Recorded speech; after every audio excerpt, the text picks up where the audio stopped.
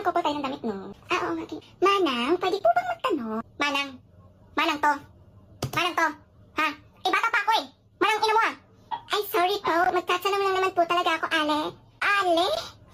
Ialis mo yung sarapan ko, Kit. Perkating ko yan. Tanggal ulo niyan. Pagpasensyaan mo na, Rowena. Tawagin mo kasi siyang ate. Pagpasensyaan niyo na po ako, ate. Tatanong lang po talaga ako. Pwede po ba ako magtanong? Hindi! Rowena, kalma lang. Ano ba kasing tatanong mo?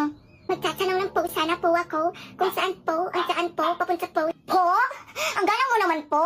At puro po ka, po. O, tang ina mo.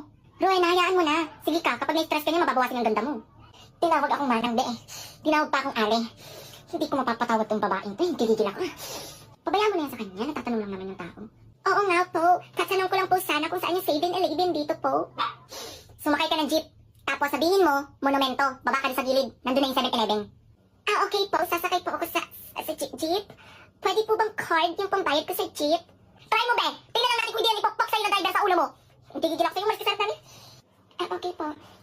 Pambihira naman yung babaeng yun. Sa halagang 9 pesos, ika-card pa. Inom tayo. Utang ina sila.